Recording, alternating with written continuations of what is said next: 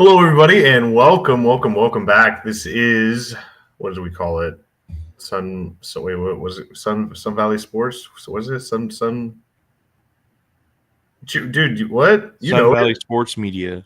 There it is. So welcome back to another episode of the Sun Valley Sports Media Smash Up. What do you want from me? What are you talking about? What do you want from me? It's another episode of Corner Screen Action. It's another episode of Bookie Brook. It's another episode of Sundays with the Sprinkles. Today's a Sunday streamathon. Like, what do you want? What's wrong with you? What's wrong with you today? I'm in a good mood. Why aren't you in a good mood? Because you're talking nonsense already. Why aren't you in a good mood, dude? If you liked Iowa so much, you wouldn't be wearing that raggedy ass thing all the time. I think I do like Iowa this much. I do wear this raggedy ass thing, and I actually that was one memory that I had. You guys were chirping me about wearing this out. Friday? It's like I don't fucking care. It's this is my favorite at home attire. You know what I mean? It's like great lounging crew neck. It should stay there. Look, I don't wear it out all the time. There he is. What's going on, Brooke? What's up, fellas? What are you doing, buddy? Nothing. I'm just waiting to pick up my grandpa here in a little bit, but I said I'd hop on and talk ball with the boys for a while. Okay. Get Gramps on here, man. Ask him his bets. Yeah. Ask him about that. He probably hasn't watched a football game in fucking 10 years. Dude, it's in your blood, Brooke. He's got it. He's there, Dude. But he's not all there. You rub a bet slip on his arm, and it just all comes back to him. Yeah. It's like the numbers, Brooke. What do they mean? He's like Rain Man. I see it clearly. It's Arizona State. Well, B-Dog, let me ask you. Hold on. Let me play this intro quick, and I want to ask you a couple questions in the short time that we have for you, okay? All right. Sounds good.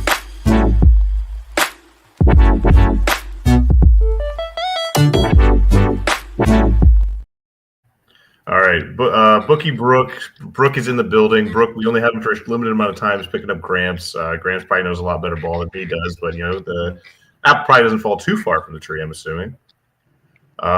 Brooke, what was the best bet you made all season? As we're coming down to it, Conference Championship Week is here. Talking about college football. What is the best bet you made all season? Great question. I don't know, man. It feels like week 1 and week 2 were so long ago, but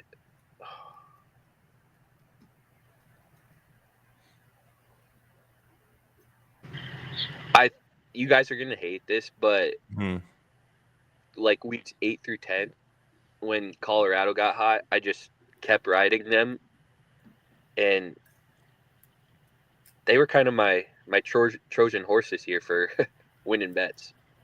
No, I love that. Yeah, I don't hate that at all. Actually, I only hate it because I was expecting the flame to die out, and I was betting against them. You know me, I don't know ball. I'm the biggest mush in the world. So actually, I think I was helping you out there. I was propelling you there, if anything. Yeah. Mm-hmm. Well, this year I was the biggest mush as far as giving out picks this year. Fuck. Listen, Brooke, if you're gonna lie with the enemy, you might as well get off. Well, the enemy of my enemy is my friend. But also, the friend of my enemy is my enemy. No. A wise man. Wait, what about? Oh. If it makes dollars, it makes sense. What about if your friend lies with the enemy but still sleeps with you? I'll allow it. Hey, if you lay with dogs, you're gonna get up with fleas. You know what I'm saying? Yep. Or another wise man once said, "If it fits, it ships." So. Yes, that's just gotta remember that for life. If it fits, it ships. Another wise man once said, "I'm too drunk to taste this chicken." Checking back in last week. Obviously, it's a big week of games, rivalry week. I don't remember too much what happened except for, I remember the one game, Iowa versus Nebraska, the game we all talk about, the game we were waiting for. Iowa comes in and kind of just putters around, and they ended up eking out a close one against your boy Nebraska boys. I want to hear your guys' thoughts on it because I have some thoughts. Yeah, I mean, it sucked. We lost, right? But we didn't, Iowa didn't beat us. We beat ourselves, which I take a little comfort in that. But you guys won. Great game. You guys hung around, did what you guys needed to do to win. So congratulations on your Super Bowl. Yeah. We already won ours, so. Colorado. Mm-hmm. Do you think a Week 3 Super Bowl is a lot better than a Week 11 Super Bowl or a Week 12 Super Bowl? It would have been different if we were 13 Super playing Bowl? for like last year when we were playing to get into a bowl game. That would have been different. This year is like, don't get me wrong, I wanted to win this game. I'm not sitting here saying like, oh, I don't care that we lost. I do, but it would have been like we weren't really playing for a whole lot. We were playing for 7th win. So it's not as heartbreaking as it was last year. I think the bigger thing that pisses me off is that the stuff we do before and after the game, like, I didn't like the not shaking the hands thing. I don't know how you felt about it, Tyler. I thought that was fucking weird. And especially for a team that hasn't won anything over the last decade, like, I think that's just a weirdo move. And the coaches allowing them to do that is weird. And then the Iowa linebacker who, had 10 tackles, you saw the tweet about he went out when he made a tackle on Nebraska's sideline. He said, "You guys messed up, not shaking our hands at the Rule." And Rule goes, "Who are you?" And it's like, that guy's first team All Big Ten. You know who he is. Like I don't know. It's just a bunch of weirdo loser shit to me. It's beat them on the field before you do any weird shit like that. And over the past 10 years, we have not beat Iowa very much. So I hated seeing that. And of course, we fucking 2 years in a row fumble with less than a minute left in field goal position. Like, fucking take a knee, man, if you can't hold on to the fucking ball. Yeah. I didn't care about not shaking hands. It felt like something that we kind of needed to do to get like a spark or something. I mean, hindsight, stupid move. Don't get me wrong. But I didn't. This is the first time I'm hearing about the Matt Rule to the linebacker thing. Who reported that? Did he come out after the game and say? I think it was in his like post game press conference at his locker when he was talking about all the weird shit Nebraska did. I think some of it is drummed up. Like, they said Matt Rule was like running through their warm ups, but no, it was I just don't know taking how a much casual stroll around the field. I saw that was fucking weird, but I don't know. I just don't like those. I mean, it feels childish. That feels like something you do at a high school fucking football game, and you're in a Power 4 program, And as much as Matt Rule talks about doing shit the right way and respect and this and that to like allow your guys to do so, like, I get it's a rivalry game. That's not lost. Dance on their grave after you win. Don't do shit before the game. That's stupid. Especially when your program has not been winning. Like, I don't understand that. Well, I will say this too. Well, two things. Matt Rule did say he didn't know that they were doing that, which, believe him or not, I don't believe that at all. The second thing is, I get it though, because Iowa, I mean, the last 2 years, them waving to the fucking sideline as they walk it off against us, fuck them. And I agree. Tell you to get home safe. Like, that's sportsmanship to me. Hey, get home safe, guys. Thanks for coming out. I agree with that, but you also have to win the game to do shit like that. Like, doing shit before the game, like, you just look like a fucking asshole. Well, you guys turned into Colorado. You guys got your 6th win. You guys made a bowl game finally in the last decade, and you guys turned into Colorado. It's like you got too big for your. You guys got the Gucci bags, you got the Louis bags, and you decided you were too good to shake hands with Iowa over the Battle of the Missouri River. You thought you were too good from the Missouri River. Brett, I don't really give a shit what you say because you actively all last week said you don't care about Iowa football. So yeah, but then I fucking dominated you guys.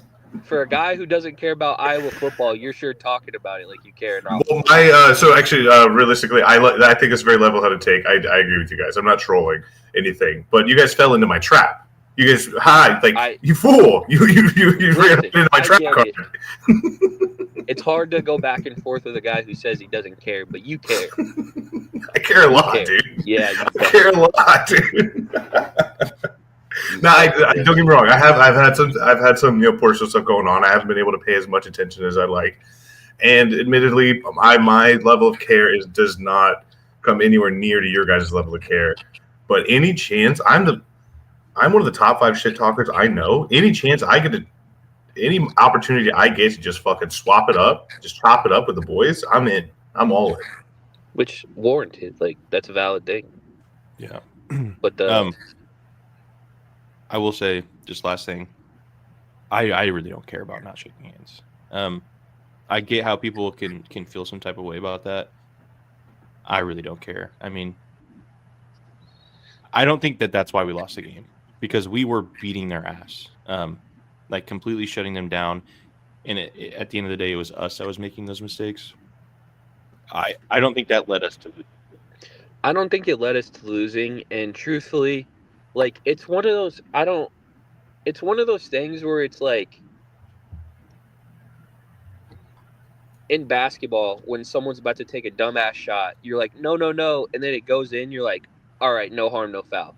Yeah. If we win the game, we're sitting here talking about, man, how fucking cool that was. You know, we talked that shit and then walked the walk. But it's one of those things where if you do it and win, you look cool as shit standing on business. But if you lose, you look like a jackass.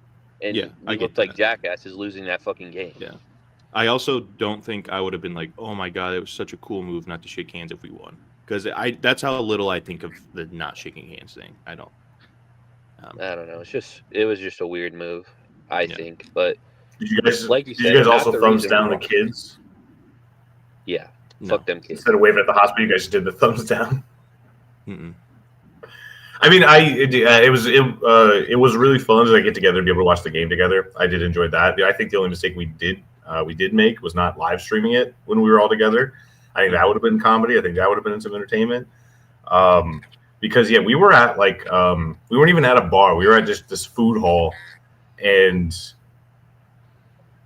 look, I'll be honest, I know myself. I was making everybody fucking miserable, but I was loving every single second of it. It was so much fun. Like, hey, I know what I was doing. I didn't do it on purpose. Everyone in the whole place hated you. You know what? Sometimes you got to be the villain, and I'll be your villain. It's funny. I came back to work this week, and people were talking. I was talking about college football with some of my coworkers, and they said, I didn't know Iowa and Nebraska was that big of a rivalry. So, well, when one team wins all the time, it's like this is too much of a rivalry. But realistically, it's like, what? I keep talking about the Missouri River, but that is the battle for the Missouri River, the famous one. Well, it's not really been a rivalry because Iowa has never won anything of meaning. Yeah. Like, at least Nebraska was good. Like, Iowa's never won anything. So, I mean. Do you guys remember those days when Nebraska was good? I do not know. Were you still were going for your formative years through that? Like, Actually, I do. I mean, maybe not when we were winning championships, but when we were, like, good, I do remember that. Yeah.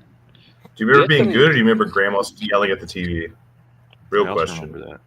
We were good. The Taylor Martinez year was probably the funnest year of my life. That shit was lit. I mean, in my memory. Go ahead. One last thing that I have on this game is I remember telling Brandon and I were talking about this game, and I said that it's bullshit that it's not an 11 o'clock game like it always has, and we kind of dug a little deeper, and it was mostly because Iowa gets the first night game at home, and I was pissed about that because I figured something like this would happen. I don't know if that happens in Lincoln. I don't know. But listen, the whole thing with Iowa, like playing them as a program, is like they're very rock solid in what they do. Yeah. You cannot turn the ball over against them, and like you're not gonna put up a shitload of points on them unless they're having an off day. Mm-hmm. So like the Isaiah Nayer drop really was just the nail in the coffin because that would have probably put us up 2 scores in the fourth quarter, and I was not moving the ball on us like that if we go up 2 scores. So, I mean, when you have your moments to hit big plays and to just fucking drop it, our de facto wide receiver 1 is just like, that speaks to our program over the last decade. It's just we're not making the easy plays to win games. So, well, thankfully we only have one more game with him. So can I give you guys a little silver lining here? Mm-hmm. Actually, I have one question that I can give you silver lining. Do you think the fact that Matt Rule didn't know one of the best linebackers on Iowa's name is the reason why your defensive coordinator and defensive line coach are leaving? Because like this guy doesn't care about us at all. No, I don't. I also don't think that that's real. I don't think that he said that to him. He If said, the only "Who are report, you?" is there like a video of it? Like, can you read his lips saying it? I mean, you'd have to find it. I'm Okay. sure. I'm also sure it doesn't If- matter. I'm just chirping you. I know, but it seems like a weird, like you said, Brooke. It seems like a really fucking weird thing for Matt Rule to say to him.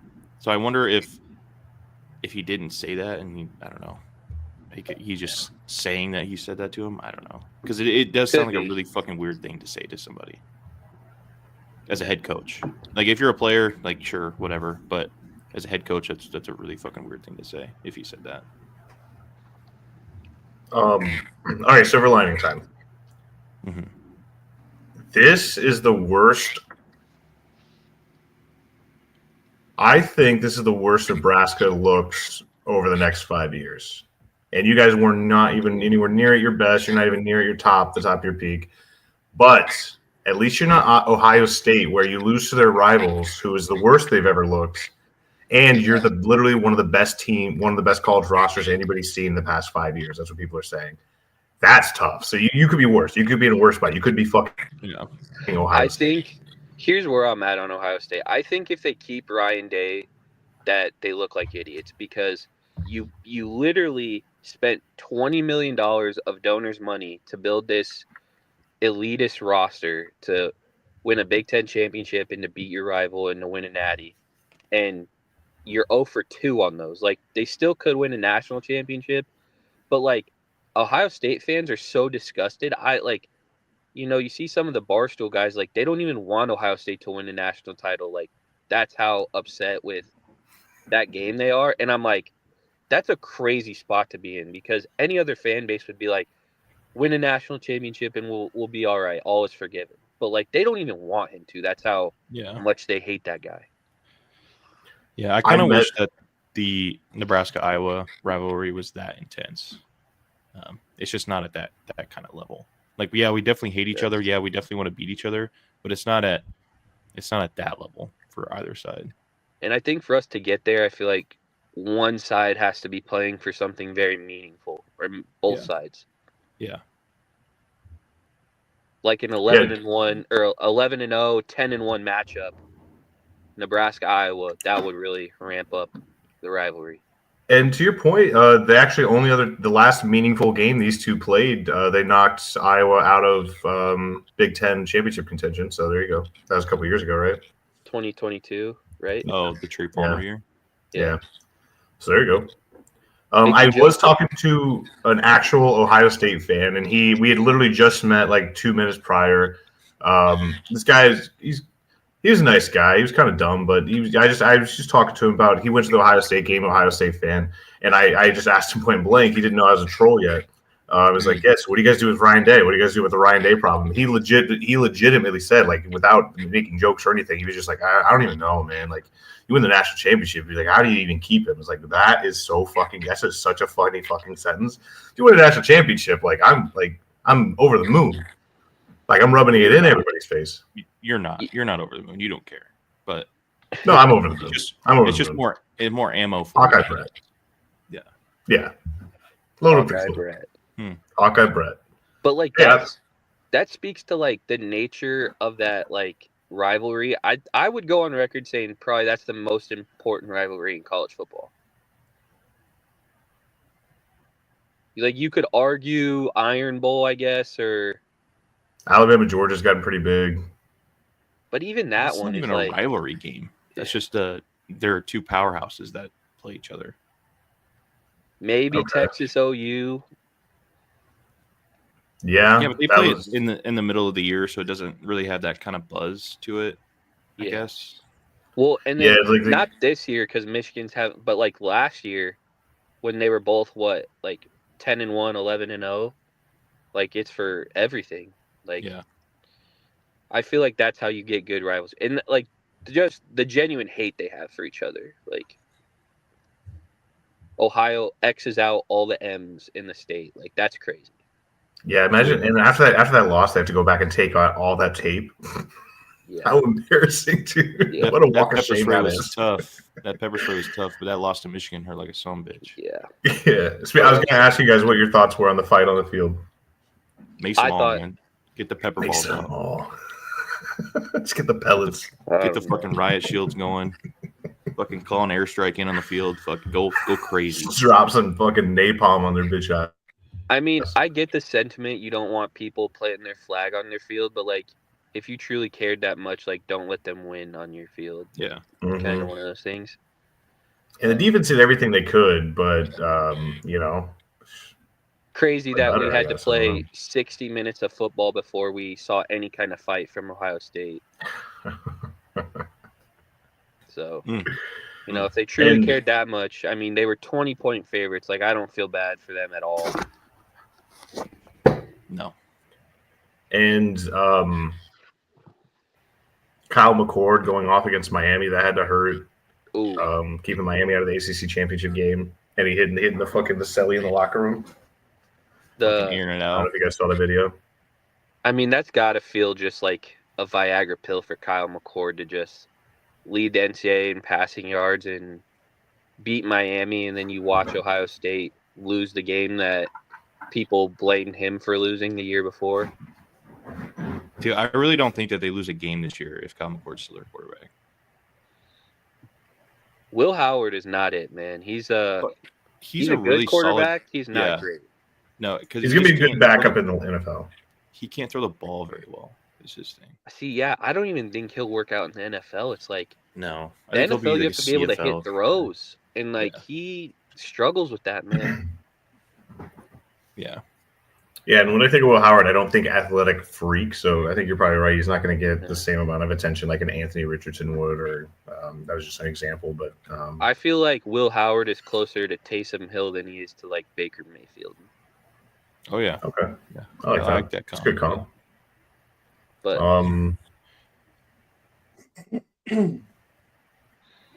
let's move on to championship weekend.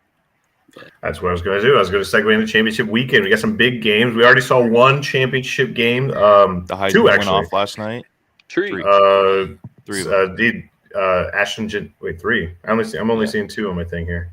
Tulsa Army. Yep, that's the AAC. No. Jackson State. Tulane Army. Mountain West. Tulane Army. And then was it Jackson State and Western Kentucky. CUSA. Damn. Big ESPN fucking keeping everybody down again. Oh, wait. No, I just have it as top 25. Yeah, I was literally just going to say that because. Well, that game really trying to play me. Didn't matter, though. Oh, my goodness. Yeah. So just a recap of yesterday. Conference USA Championship. Jacksonville State runs away with it, beats Western Kentucky 52-12. American Athletic Conference Championship. Army runs all over Tulane. Beats them 34-14. Mountain West Conference Championship at home, Boise State destroys. I mean, they really did beat the brakes off of UNLV. UNLV scored a touchdown late. Ashton Genty with 32 carries, 209 yards, finishes fourth on the all-time rushing list. Truly one of the best second-place Heisman finishers we've ever had in, I think, college football, you could say. And now we have a full slate of games today. It's going to be an exciting day. We can start off the top. 2 games at noon. We have the MAC championship between Miami of Ohio and Ohio, the battle for the Rust Belt State, and the Big 12 championship game, Iowa State versus Arizona State. MAC championship is on ESPN, and the Big 12 championship is on ABC. Do you want me to give you guys the spreads and the totals, or do you guys just want to start talking about them? I mean, I know what they are. I don't. Okay. Miami of Ohio favored by 2.5, and Iowa State actually favored by 1. Tyler, we were talking before we sat down, and you said Arizona State was going to run away with this one. So I want you to take the lead here. They look like they're playing so inspired. Scadabo's a dog. And Levitt just looks so good. They're just playing around their coach, like just so juiced up to play for that guy. And they're just on a fucking rampage right now. And no discredit to Iowa State. I discredit Iowa State. But Arizona State just looks like they're a team of destiny right now. It's just I'm all in on Kenny Dillingham and that offense with Scatabo and Levitt.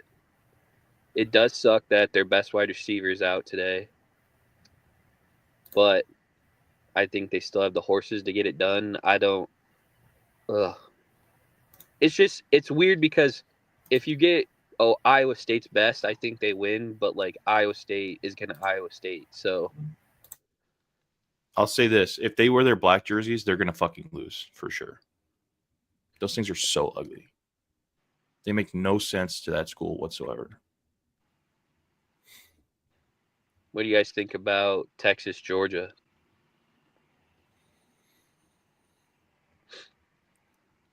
I think Texas is going to keep it close this time.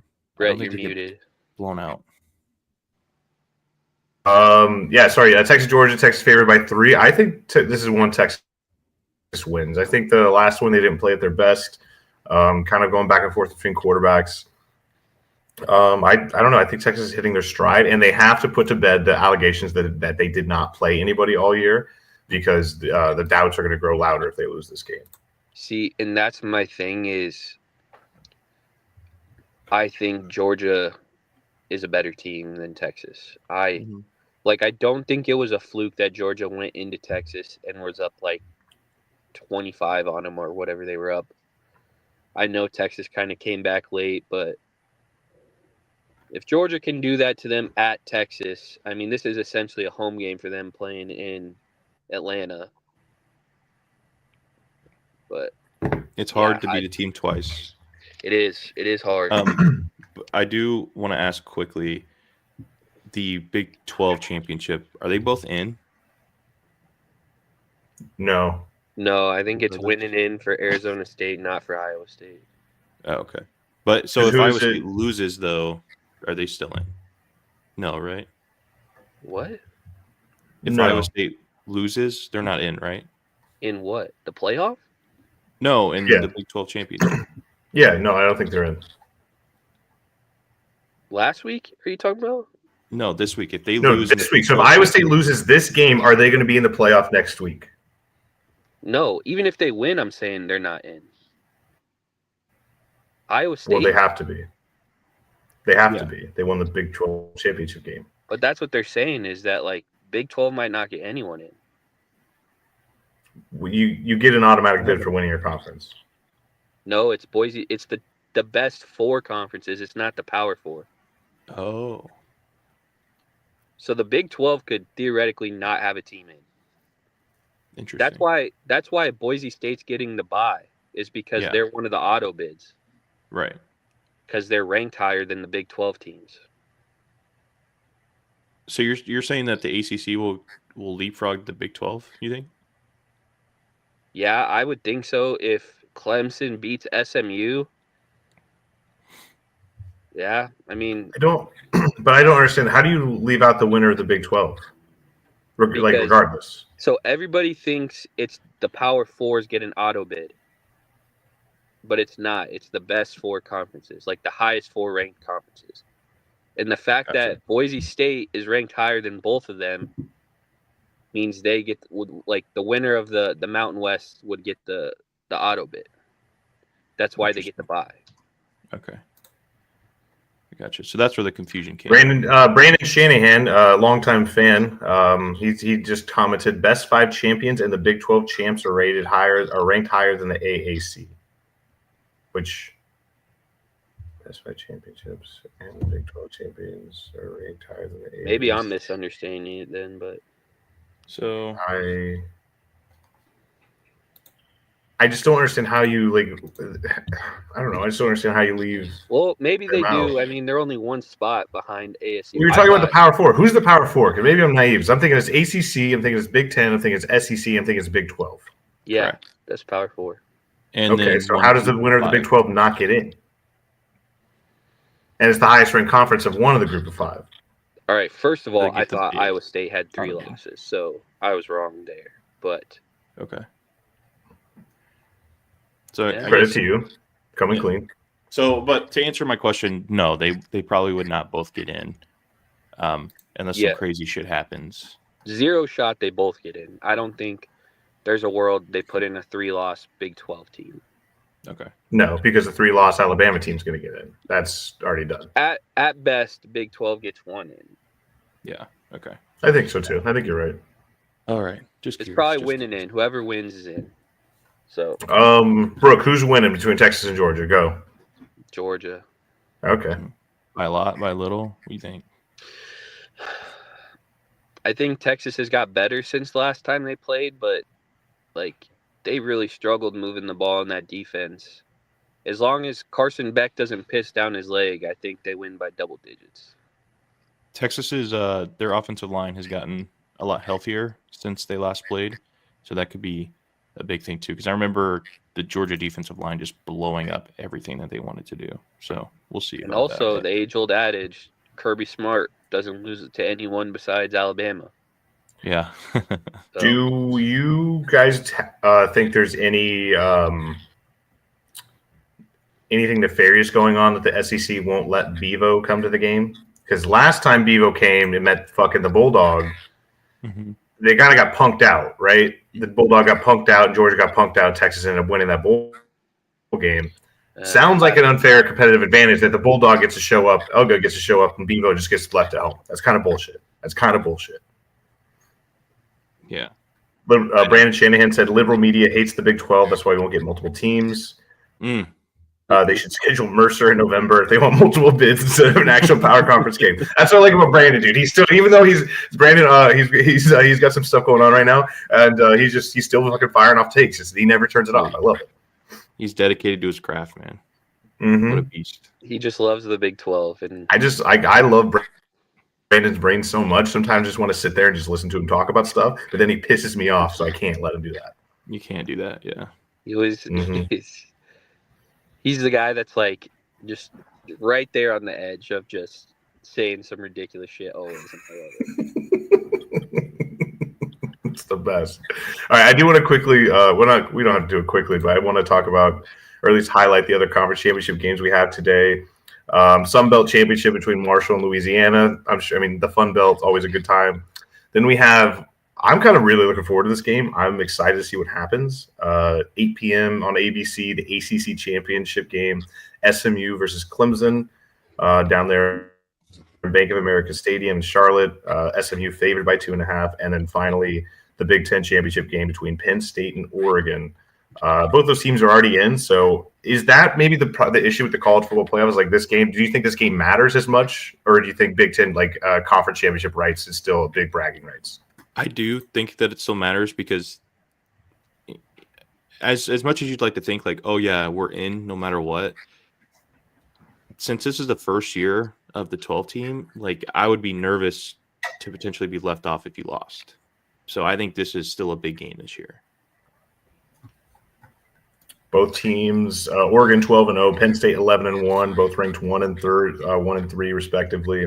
I don't think either team has anything to worry about personally. I don't either. I still think they want to win this game. Like Oregon coming into the Big Ten and winning this game, one of the Big Ten wants to be one of the best conferences in the country. I think that's big bragging. I think they want to win this game. Yeah. I just don't think Penn State is. I think Oregon's a cut above. I don't know.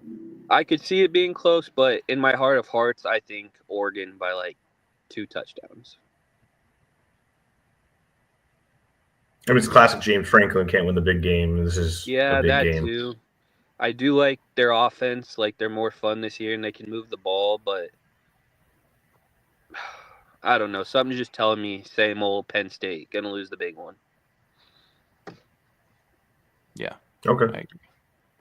Brooke, tell me your thoughts on SMU and Clemson. I think this is going to be a really good game. Is SMU for real game? I think they are. They were a great conference coming up through the 90s all the way up through the early 2000s, and then they got the death penalty, kind of fell off completely, and just risen from the ashes and completely built the program up. Joined the ACC this year, dominated 11-1 going into the ACC championship game. What do you think? I ultimately think Clemson gets it done just because, like, BYU is a great team, and, like, week 2, who would have thought, like, that would have been 2 top 10 teams going at it. SMU deserves to be in, win or lose. I think best case for the ACC, Clemson wins because wins close, wins inside of a field goal. Because I think if that happens, you get Clemson in, and I think SMU would push out Bama. What if they don't? Then, I mean, at that point, you might as well just have the SEC play for their own national title, because there's no way you can convince me 2-loss SMU, who went to their conference title game, losing to BYU, who's top 15, and Clemson, who's top 10, or whatever they are, 11 or 12, is worse than 3-loss Bama, who just got the brakes beat off of them by Oklahoma, who is, 6-6? Mm-hmm. Whole team. And they also lost to Vanderbilt. Yeah, their 3 losses, I'm not saying Vanderbilt's bad, but your 3 losses are Vanderbilt, Oklahoma, and I think it's third? Kentucky, the third one. No, that's Ole Miss. Oh. Who was their third loss? Was Tennessee. it Georgia? Oh, Tennessee. Yeah. So again, I know they have good wins, but it's the same reason they don't want Ole Miss in. You got to take care of the bottom tier teams in your conference. And I think it's such a stupid thing to when you talk about, but the roster is clearly better. Yeah, well, if that's the case, then why even play the games? Let's just do the national championship right out of the gate in August. You know what I mean? My whole thing about the resumes is the resume should matter, but your win-loss has to matter more. If a team is 11-1 and went to the conference championship game and lost, that we should not even be comparing 3-loss Alabama that doesn't go to their conference championship. What are we doing? Yeah. I don't disagree. The resume should only matter if they have the same record. It's, again, the SEC bias is crazy. I hate it. Yeah. In no world should biased. Bama be in over SMU. I want Bama in because I have them in the college football pool that we're doing. So it'd be big for me, but I don't think that they should be in. Brother, you're dead mission in that. We're not rooting for Bama. Long-time caller, long-time listener. I feel like we should open up the phone lines. Brandon Shanahan back at it again. Insane that a team with 25 that loses 25% of their games is crying about not getting to compete in a national championship. For a national championship, actually. Again, if 3-loss Bama was in their conference title game and won it, I would feel okay about them being in. But there's no way a 9-3 team is going to the college football playoff over a 2-loss team that went to their Power 4 conference title game. Mm-hmm. Regardless of what happened or who you played. I agree. But we'll see. Since this is the Bookie Brooks segment, we're going to go with our best bets of the day. Give me one spread and one total that you like today. I can go first, and I have it all in front of me if you guys need to know all of the things again. But I think my favorite spread bet of the day is Arizona State +1. That game is going to be a toss-up. Arizona State, I agree with you, Tyler. I think pulls it out. ESPN is showing -1 for Arizona State. I'm seeing -1 for Iowa State. Okay, it's moving. Okay. So the game's essentially a toss-up. So wherever you want with the spread, I think Arizona State pulls it out. I'm taking and then total -3.5. -3.5. Okay. Yeah. And Brooke. Georgia money line. Wasn't what I asked, but I like it. Total would be the over in the Fun Belt. And I don't feel very Marshall, Louisiana. about that one. Yeah. That's a high one, dude. 58.5 is a lot. The Fun Belt, man. I was looking at two. I was looking at Miami, Ohio, or I was looking at the Miami of Ohio and the Ohio game, the MAC championship. That total was 44.5. I was thinking the over for that. But I really kind of think the SMU Clemson over might just be sneaky fucking awesome. 55.5. I just feel like there's going to be some fireworks in that game. Like SMU, yeah, you can say whatever you want, but I don't know, man. I do think you're right. I think Clemson pulls it out because just that's what the ACC is going to do to itself. I think it's going to be a fun fucking game. I will take the under in Georgia, Texas, 50.5. Okay. There we go. Love it. I feel good about everything, boys. Yeah.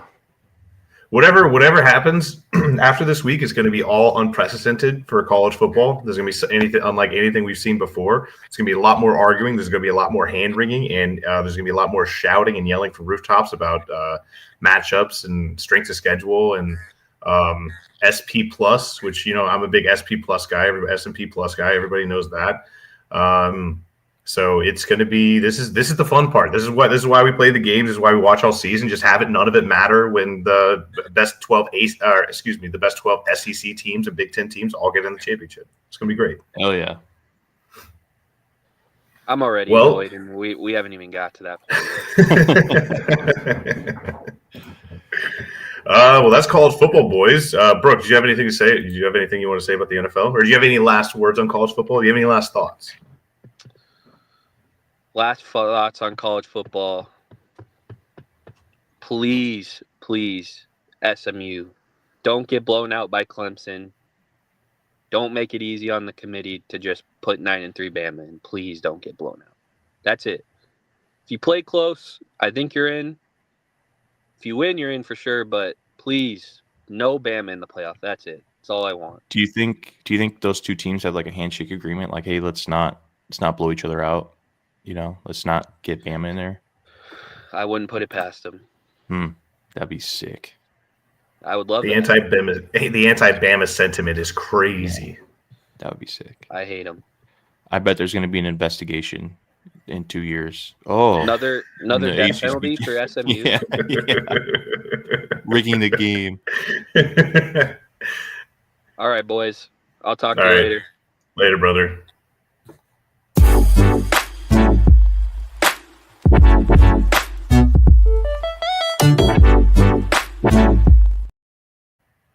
That was a good Bookie Brooks segment. Yeah, absolutely. I liked that. Dude, you ready to talk about some NFL? Oh yeah. I'm so fucking stoked about NFL. So like I let me get on a soapbox real fast because I was so fucking fired up watching Monday Night Football. And if you didn't see it, the Broncos beats the Cleveland Browns. I know we're an NFL podcast, but let's face it, we're Broncos biased podcast for sure. What a fucking how do you not be romantic about football after watching that game? How do you not just sit there and be like, this is one of the best sports that's ever been played, ever been invented? Because it was literally just two dudes, Bo Nix and Jameis Winston, just back there fucking slinging it, not giving a fuck who was down there, not giving a fuck what was going on, absolutely just fucking letting it rip. Bo Nix coming out game, first time on fucking primetime football, just fucking absolutely dominating. Jameis Winston playing some of the best football I've ever seen. Yeah, he threw a couple pick sixes. We'll get into that later. But it was just so incredible to see. And you know what? I'll give Jerry Jeudy. I've talked a lot of shit on Jerry. I've talked a lot of shit on Jerry Jeudy. The nickname ASAP Droppy might have been thrown around there at some points. I was never a big fan of Jerry Jeudy because I always wanted him to live up to his potential, and he just wasn't doing that. And he did exactly the only thing I ever wanted. He did exactly that on Monday. I think it was 9 catches, 230 yards, 3 touchdowns. Like he absolutely fucking dominated the Denver Broncos.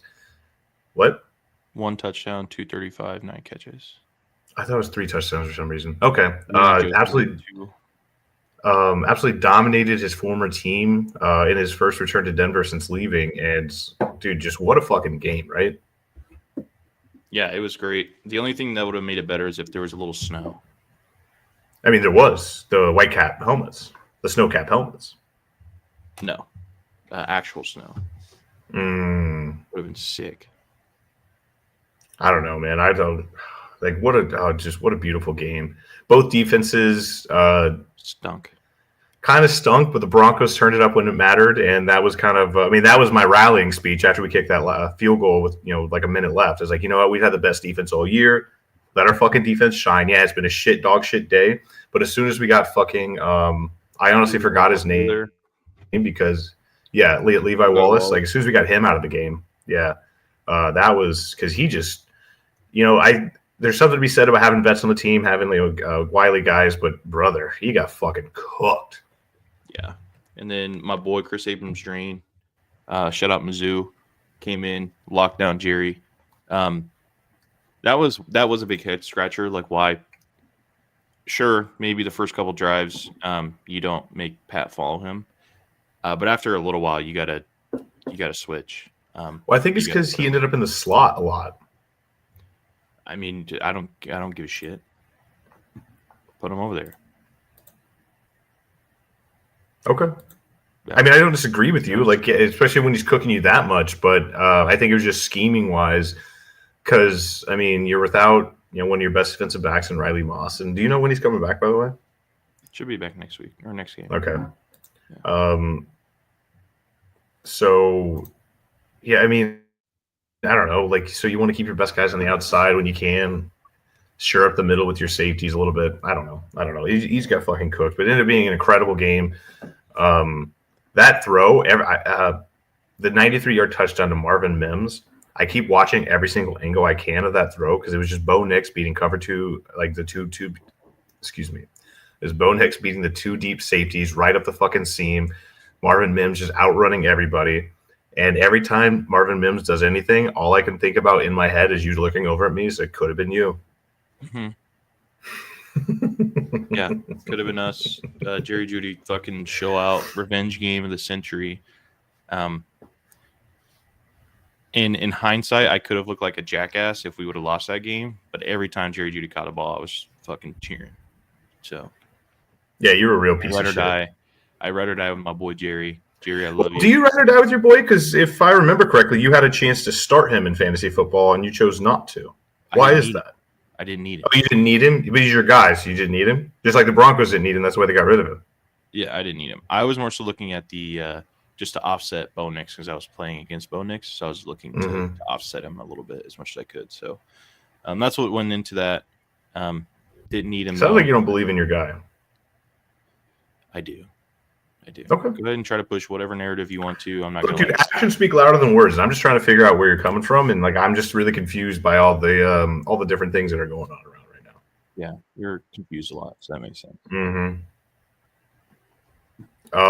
But yeah, that just capped off an excellent week of football. God, I'm still I don't even know what to do without the Broncos this weekend. I'm actually kind of bummed that they're not playing. The Week 14 bye might be the worst bye of all time. It's the worst, yeah. And there's a lot of good teams on bye this week, so fantasy hell. Yeah, especially the last week before the playoffs start. Mm-hmm. It's absolutely. I need to win this next game in our league to get in the playoff, but it's gonna be tough. Jalen Reed helped me out though, so thank you. Shout out Jalen Reed. Well, as we get into Week 14, playoffs are starting to kind of become a little more set, become a little more clear, and we're talking about Super Bowl contenders.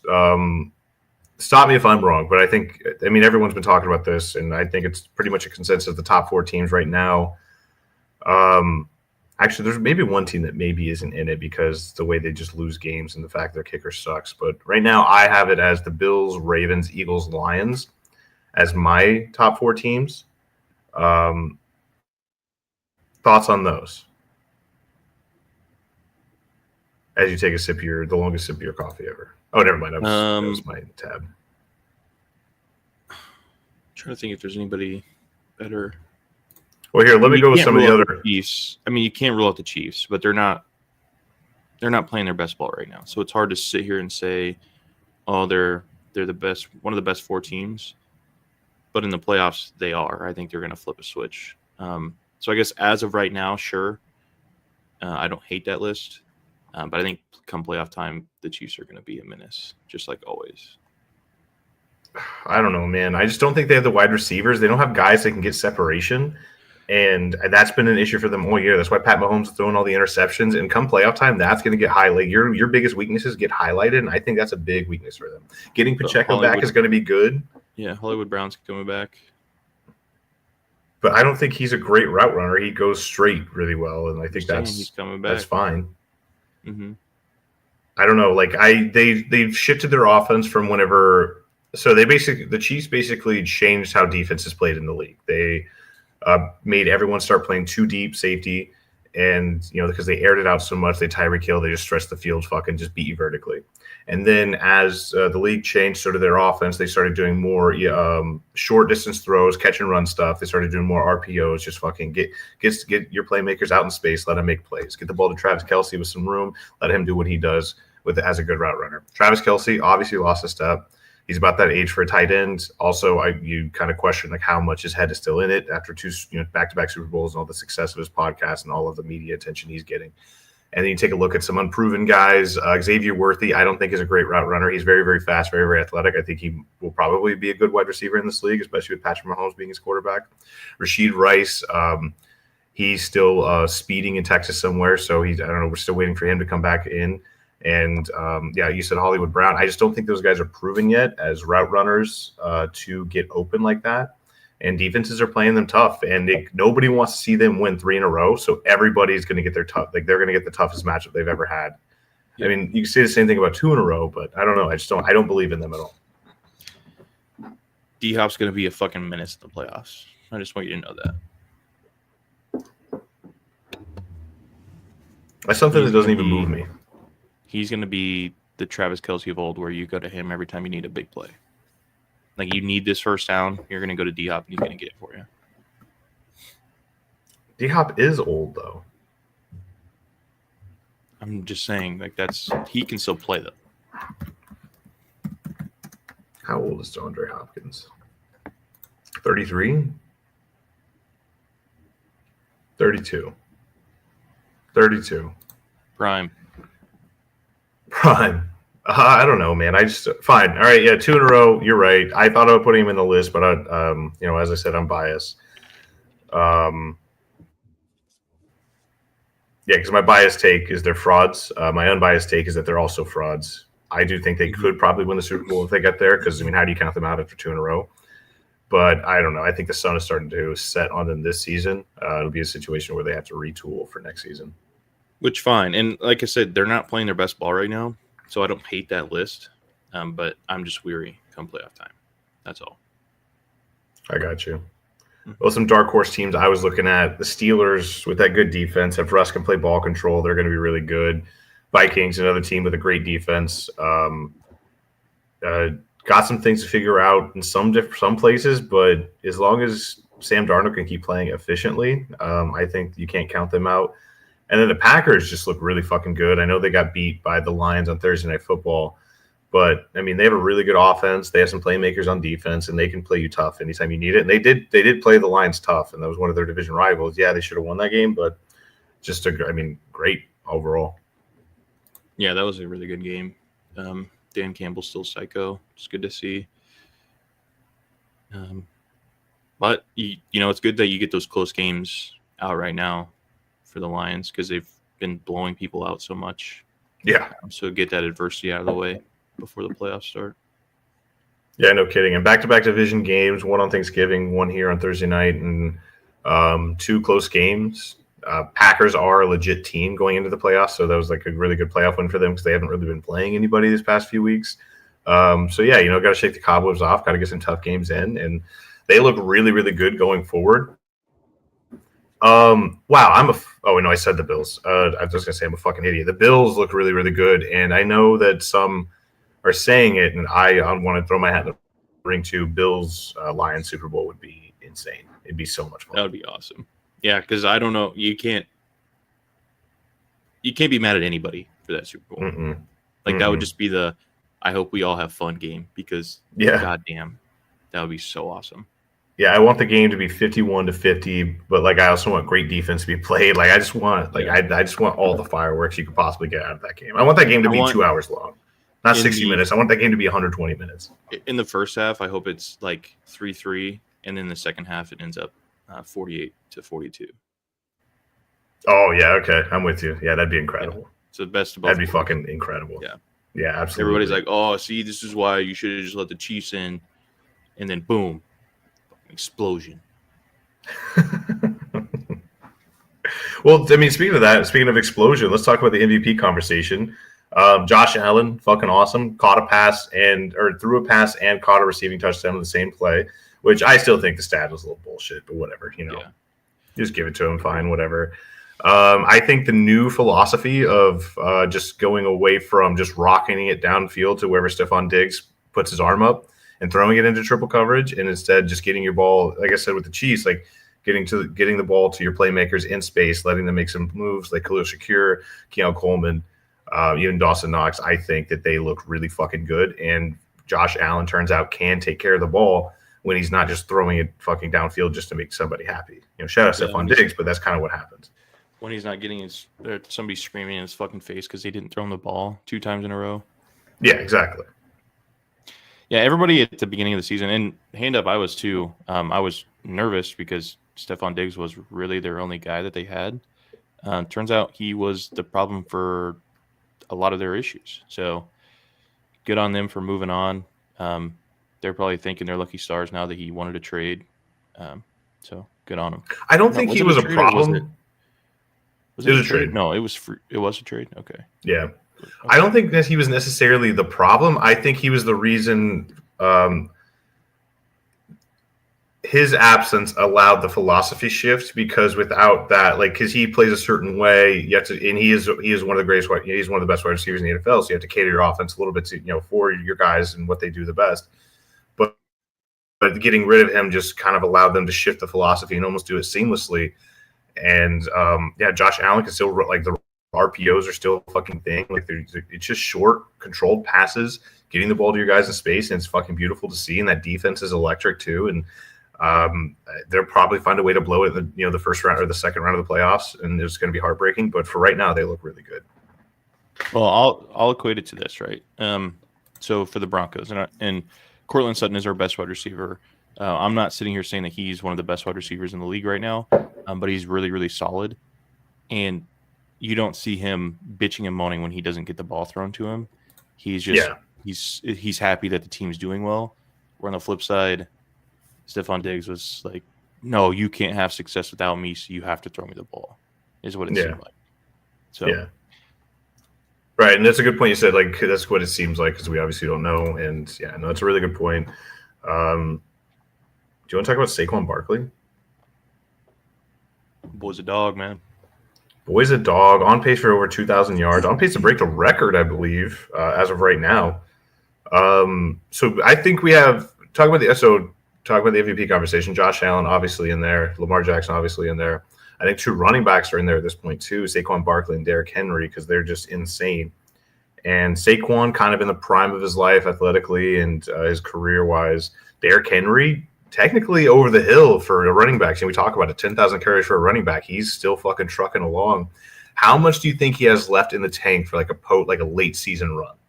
I think he's got it this year. I think he's good. Like for the rest of this season and the playoffs, you think Derrick Henry's going to be the guy still?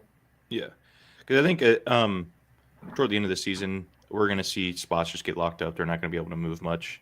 So I think they just kind of rest him a little bit in like the last game, maybe the last 2 games, as we see those spots lock, and then he's just fresh and ready to go for the playoffs. And he is just a freak human. So I don't. He never looks tired. Hardly ever gets hurt.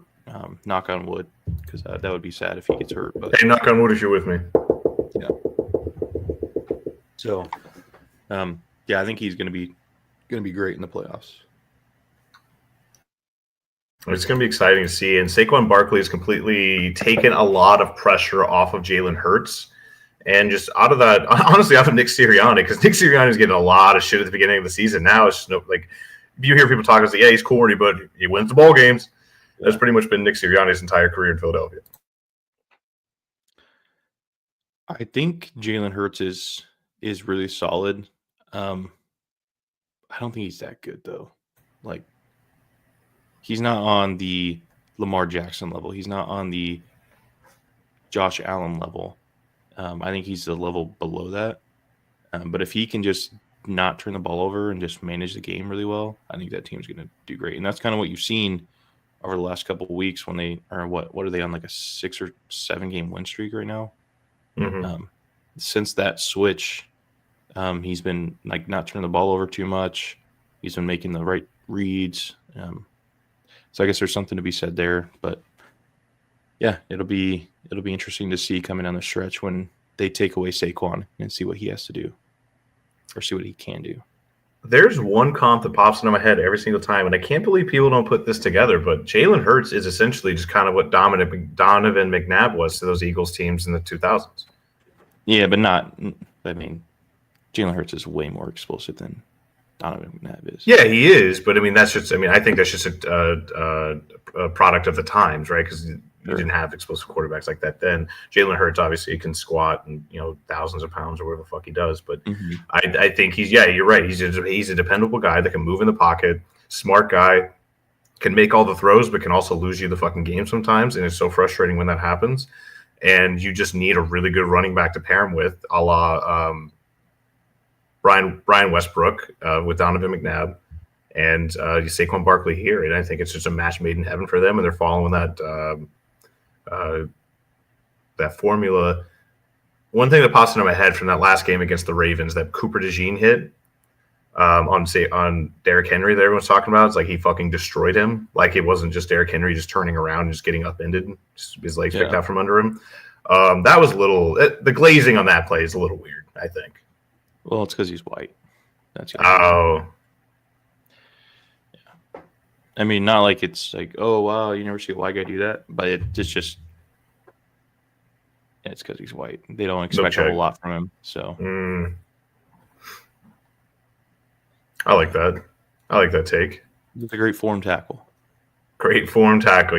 Real gym rat. Yeah. Real lunch pail guy. Speaking of lunch pails, dude, you see the lunch pails that Jim Harbaugh gave everybody? It's too bad they could get blown out by the Chiefs. Yeah. They still have those lunch pails. But before we start discussing this week's slate of games, I do want to ask you: the Bears are looking for a new head coach after that debacle by fucking Eberflus. What does the word from House Hall is they're looking for a leader of men, and I'm curious to you what a leader of men looks like.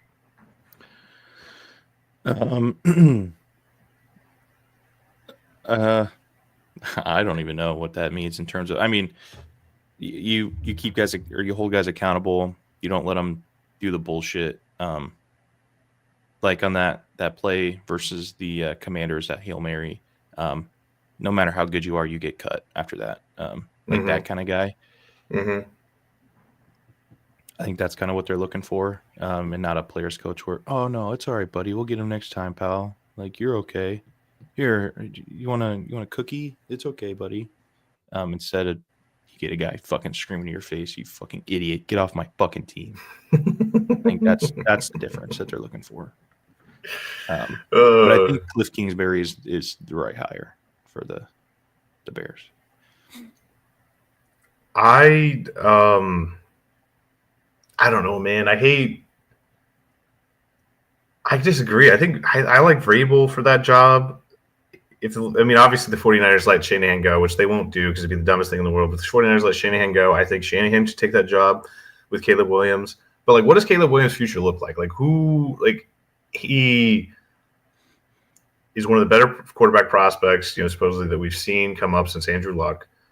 He is, struggling in his rookie season, but then he's had some flashes. He's playing a lot better now than he was earlier in the season, as we've seen with all these rookies. Experience matters. Turns out, who would have thought? But he's going to go through another philosophy change. He's going to go through yet another way. His brain's going to have to see the game a different way after he's already learned it this one way. Entirely new coaching staff. He's going to have a new offensive coordinator for the third time. He's going to have a third new head coach, I guess, with his interim guy. So what does his career look like going from here? Did the Bears ruin him already, or do you think he can still get out of it? Actually, I just concocted something in my head. Are you ready? Okay.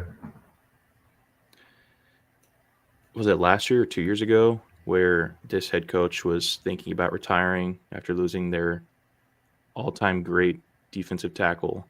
Mac Brown. Sean McVay? Yeah. Why not? He's got really nothing going on there. It seems like they're about to take a dip because Matthew Stafford's about to leave. Then you got to start all over with a new quarterback. Why not Sean McVay? I don't know, man. That defense is starting to cook. That defense is starting to get really nasty. Like you get That's Jared fine. Verse on the outside, but then you get a chance to mold your guy. I mean, he's still Caleb Williams is still young. This is his I first know, year. but I don't think it's a reason to just go to Chicago. I think Just to Sean leave McVay LA for Chicago for Caleb Williams. I think Sean McVay is the guy that they're looking for, in the fact that he has a great offensive mind and he is a leader of men. Yeah, I agree Whereas- that the Bears are looking for the best head coach in football. I'm just saying, like, people are talking about Kyle Shanahan. Nobody's talking about Sean McVay. Why? I think it's just because, I get what you're saying. You're not wrong. Yes, they are looking for a Sean McVay type. I would also, like I said, want one of the best coaches in the NFL today. I just think there's a lot of negativity surrounding Kyle Shanahan, which both of these guys are going to be coaching their teams next year. So this conversation really is moot. But things haven't been going well for the 49ers. The 2 Super Bowl losses, now struggling this season. And the Super Bowl hangover is real. They've had a lot of injuries. They just haven't looked in sync all year, talking about the 49ers. And even though their record is the exact same, maybe even just a little bit, I think they're 5-7, and the Rams are 5-7, yeah? I think so. I have it here. 1 second. I think so too. So they're the same record, but I don't know. Just the way you look at the teams are different. And I don't know. It feels like the 49ers roster is still talented. The LA is getting there. They're rebuilding. Quarterback's going to be an issue moving forward. That's why whenever they draft Carson back in the second round, it's going to be fireworks. I'm just saying, if it weren't for the turmoil like a couple years ago for Sean McVay in LA, I wouldn't be saying this. So there's obviously a want to, because he's so young. Like if he's thinking about leaving football, there's obviously something there that he's not happy with, or maybe it is just football. Like he's just kind of over it, which whatever, fine. I think you give up 2 first-rounders for Sean McVay and go for it. Interesting. Yeah, why not? I don't hate it. I don't hate your take. I don't think you're wrong for saying these things. I just don't think that's going to happen. But people think there's a chance that Kyle Shanahan gets traded? No. Well, that's also no. There's no shot Kyle Shanahan gets traded. Both of these guys are going to be coaching their same teams next season. I'm not worried about that at all. But people are saying now Kyle Shanahan has another year like this. Yeah, but people are saying, "Oh, Kyle Shanahan, probably not likely, but it is possible." But then you're sitting over here saying, "Oh, the Sean McVay, not even a chance." That's silly to me. I think both of them have the same amount of probability. You got to kick the tires. So, man. Yes, for your argument, yes, yeah, I'll change it. You got to make them say no, like our buddy Brandon said. Brandon Shanahan, longtime listener, longtime caller. Got to make them say no. That's why UCF offered the head coaching job to Lincoln Riley. Yeah, the USC head coach. Absolutely. Got to make him say no. By the way, did you see Bill Belichick interviewed for the North Carolina job? Yeah, what a fucking move that would be. Nepotism. Did you see what they're trying to do? They put a clause. He's trying to put a clause in the contract to make his kid the successor whenever he retires.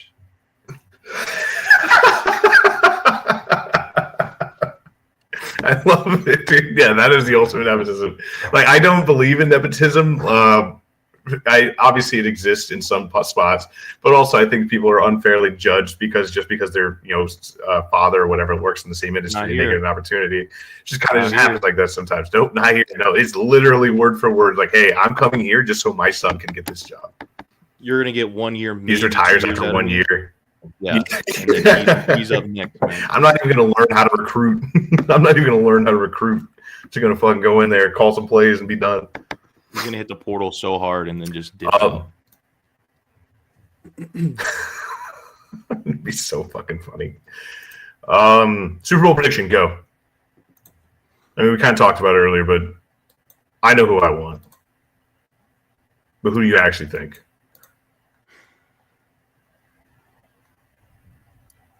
Ooh, I think the Lions are going this year. Mm-hmm. It's hard not to say the Bills or the Ravens. Like I don't right now. It's hard. God damn it! Yeah, I think it's going to be the Chiefs Lions. We keep saying the Ravens, but the Steelers are leading that division by a lot. I don't believe in them. I don't believe in them at all. I don't believe in them either. But it's just funny. Because what's going to happen is they're finally going to get sick of George Pickens doing that bullshit, and they're going to toss him out of a game, and then they're going to lose. Yeah. I hope they never do. Like, George Pickens is one of my favorite players. No, I hope they don't either. It's fucking, 3 weeks ago, I hated hated the most him. ridiculous thing, but he's going to choke out a DB one time, and they're going to toss him out of the game. This is fucking... Yeah. He should have been tossed in that Commanders game. It's a good point. Probably. I mean, there's a few instances where he should have been tossed in a lot of games. Yeah. In that same thing at the end of the Browns game, if that wasn't the final play, then he's definitely gone. Both of them probably, but yeah. And that's your weapon. Oh, we're gonna find out this week. They play each other again. I think the Steelers handled them, to be honest. Mike Tomlin after a divisional loss and everything. Did you know that the Hard Knocks this year, in-season Hard Knocks, was just the entire AFC North? I had no idea. I didn't know that. I had no idea. So I might have to watch that just to get some more Jameis content. Yeah, probably not. But I like the idea that it's all 4 teams because that might be some interesting things that come out of it.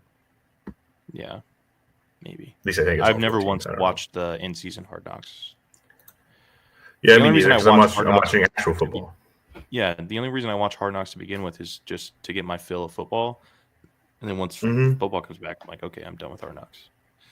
It's a nice little taste, Like you have somewhere on the couch to be once a week. You kind of get yourself. It's your own training camp, It's your own preseason. Yeah. Would you ever want the Broncos to do it? Yeah, I don't know. I think it's fun. I think it'd be fun to get an inside look. But also, if you're on Hard Knocks, that means you're dog shit. So. But I think this would have been name a team that's had a good season after. Probably. Because nobody knows anybody on this team. Then you meet some guys that people start like, oh yeah, that guy's awesome. Like, let's root for that guy. So I think this year would have been a great year for them to be on Hard Knocks, and it might set up perfectly for next year because people are like, who are these fucking guys? And then Hard Knocks goes to the Broncos. I think it would be fun and it would be a cool inside look into what's going on there, but I wouldn't ever want the Broncos to have it. It's just a distraction, and it's an easy thing to say, but look at the team. Like the Lions, the year they were on it, it was kind of a disappointing season for them. The Bears, they're dog shit. The Jets, they're dog shit. Every single team, if you're on it, it's never a good season. I can't remember the last team that had a good season following Hard Knocks. Yeah. I really can't. Yeah, it's not great, but like I said, it would be fun. One other thing, actually, just something on my head that's fucking pissed me off. This Juan Soto shit, I'm getting so sick of it. And I'm in, we are deep in the mix of this. I'm so tired of hearing about him. Yeah. Fucking sign somewhere and just get it over with. I'm so tired of the back and forth. Oh, no, he's going to be a Red Sox. No, he's going back to Yankees. No, he's going to be a Met. Oh, the Dodgers are back in it. I'm done. I'm fucking over it. I don't care. Yeah. Yeah, no, we talked about it a little last night, and the Mets keep being mentioned that they're favorites. They keep saying Steve Cohen was willing to sign, give him as much money as it takes, blah, blah, blah. Mm-hmm. For some reason, I'm just the more I hear that, the less confident I am. Start of the offseason, I was so confident he's going to be a Met. Now with all the other stuff, the Dodgers throwing their hat in the ring, they're probably going to give him $1 billion. They don't have to pay him until after the nuclear apocalypse, so it's going to be fine. The Red Sox, they also have money. People don't mention how much money the Red Sox have, and they're going all in. I don't know, man. I think we're going to be fine if we don't get him. But I'm not. I really want him. Don't get me wrong. I really fucking want him bad, but I'm just not holding my breath anymore. It turns out I think we're going to find out before Monday. So maybe tomorrow we get word. Yeah. I also don't the Mets front office has been so good at not letting leaks come out. So I think whatever they're saying about the Mets is bullshit. So I just want to be on that. Okay. Yeah. So do you think? Oh, blank check, blah blah blah. I don't think that's real. And I think that Scott Boras is putting it out in the media that, the Mets offered Juan Soto $750 million, 15 years, to get the other teams trying to churn out more money so they can up the price for the Mets or whoever. So the Mets, as deep as their pocketbooks have been, they have been really smart with their investments, and they have been really smart about who to give long-term deals to and who to give money to. Even the pitchers that we signed recently, Frankie Montas, Clay Holmes, that's his name, yep. Clay Holmes. Yeah, we gave. I think Montas got 17 million AAV. I think Holmes is getting around the same. But like those are short-term deals, 3-year deals, 2-year deals with opt-outs and everything. So like that's being smart, is paying somebody market value, being smart with your money, also having an out just in case they don't perform the way you want them to. With Juan Soto, it's different. You know, they're going to be offering like 15 million years or 15 years, 14 years. Do you think there is a max amount? There is a max dollar amount that Steve Cohen's willing to pay? Do you think the number is 750? Do you think the number is 725? Do you think the number is 700? I find it hard to believe that they are going to give him more money than Shohei got, because Shohei can pitch. Like, he can play, he can do two things on the field. Whether they let him pitch or not, I don't know, but he can. Like, he's a really solid pitcher. It's not like, oh yeah, he goes out there and throws meatballs. No, he's a really good pitcher, and he can hit fucking dongs. So he has that two-way player aspect where Juan Soto, great hitter, subpar defender. I find it hard to believe that he's going to get more, or not even more, just like a whole lot more than what Shohei got. I find it hard to believe. So I guess to answer your question, I'm looking like, what was that contract? 700 something for Shohei? 700. It was 700. 700. 15 years, 700. I'm thinking like 675. Like, they'll get close to that. I don't see it getting to that level. So I honestly don't know what to think. I mean, only time will tell. But yeah, all indications say the winter meetings start on Monday. And all indications say we'll have an answer by then. So I don't know. Our national nightmare is almost over. Yeah, because then you look at, football, right? Like, the next paid quarterback is the highest paid quarterback, but they all play the same position. They don't bring. I mean, their ability and talent, yes, it differs, but they're not bringing. This guy can go out there and play safety too. So it's different for football, and even pitchers and stuff too. But they just pitch. So this is it's a different realm. Like, they're two different players. So it's hard to say, well, yeah, of course it's going to be higher. I don't think so in this case. Trying to think of Juan Soto. He's not the best fielder in the world. Do you think they just slot him into DH and go get like a right fielder? Because who's our DH moving forward? Because they want Vientos. If Pete Alonso doesn't come back, Vientos goes to first. Yeah. It depends. If he does come back, you go get Bregman. You move Vientos to, I don't know. Go ahead. I think the goal is to, if we don't sign Pete, obviously Vientos slots in at first. If we do sign Pete, I think the goal is to have Vientos be our DH. But I do think, I don't know what happened to Juan, because he was a really solid defender when he was in Washington. I don't know what happened to him since then. I mean, even in San Diego, he showed flashes of being pretty solid.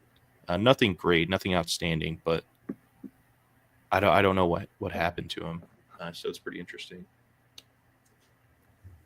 So, yeah.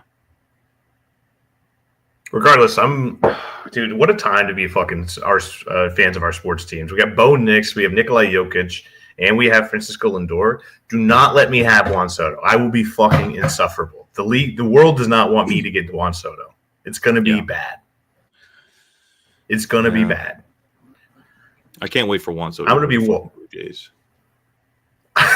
That's what I was thinking too, dude. Like fucking George Springer has. Like, Blue Jays always the team. I don't know. Like, I think if he goes anywhere, he'll be a Red Sox. I don't think he goes back to the Yankees. If he goes to the Dodgers, I'm just not going to watch baseball anymore, because that's just bullshit. They're going to defer the money. they'll have the lowest payroll in base. They're going to have a lower payroll than the fucking A's this season, but they'll have just all the best players. It's going to be so fucking annoying. Yeah, and they're gonna have Nolan Arenado.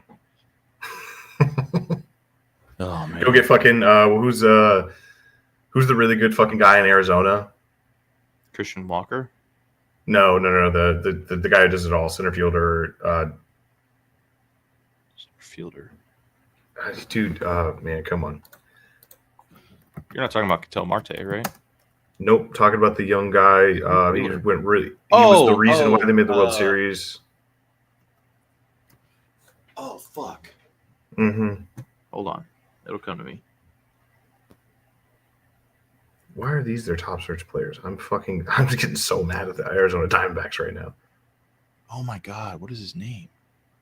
Yeah, well, he's gonna be a Dodger as soon as we figure out his fucking name. Corbin Carroll. Oh, that's what I fucking thought it was. For some reason, I thought Corbin Carroll was the goddamn pitcher. Yeah, Corbin Carroll. He's gonna be a Dodger for some reason. Like, they're just gonna get everybody.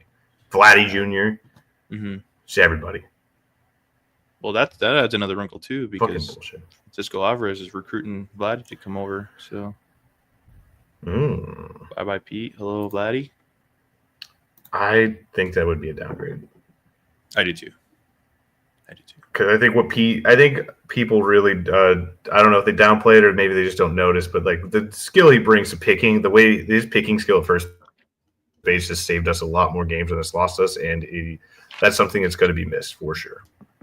Yeah, Pete and I have been putting in a lot of off-season work with our picks.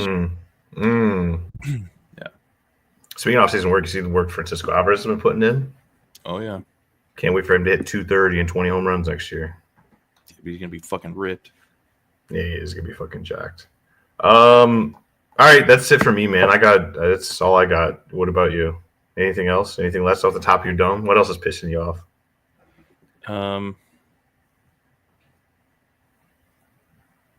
That's about it. That's all I got. It's going to be a good week it's going to be an okay week of football. A lot of big spreads. Seahawks-Cardinals is going to be a good game that I'm going to be watching and looking forward to. Bears at 49ers, possibly an audition game for Kyle Shanahan. And the Bengals-Cowboys on Monday night. See what they're doing on Monday night? They basically made an entire Simpsons episode for the fucking game. I think that's going to be lame as shit. Shout out Rob, though. Fuck you. I'm beating you and getting into the playoffs. You and your Drew bye. Fuck you. Yep, I need a win, and I need Luke to lose, and I win the division, get a bye. So that's what I'm looking forward to. That's what we're trying to do out here. So Grace, it's all up to you. So whether you want to see me fucking go to the second round of the playoffs, it's going to be kind of on you because you need to fucking win. And it was not a great first day because Jordan Love stunk ass, and Amon-Ra St. Brown couldn't hold any water to anybody else on the fucking field. So yeah, we'll see. But I'm rooting for my guys. My guys are looking good. Ladd McConkey might not play, and that might be a fucking heartbreaker for me. So I'm really hoping that he just fucking straps in and straps on. I don't think he will, but we'll see. All right. Well, everybody, thank you guys so much for watching this Saturday episode of Sun Valley Sports Media. But Sundays with the Sprinkles, little Bookie Brook with the boys. We'll be back next week. I think regularly scheduled programming. Appreciate everybody that watched today. You all have a wonderful evening. Remember, if you're watching this on YouTube, we appreciate it. If you're watching this on Brandon's Twitter, we appreciate it. Thank you guys so much for the support. Like and subscribe. If you jam your finger, like and subscribe and comment, but then we'd appreciate it. But you guys have a wonderful rest of your weekend. Comment who you think the Bears' next head coach is going to be and why. I like that. And also go Big Red. Peace.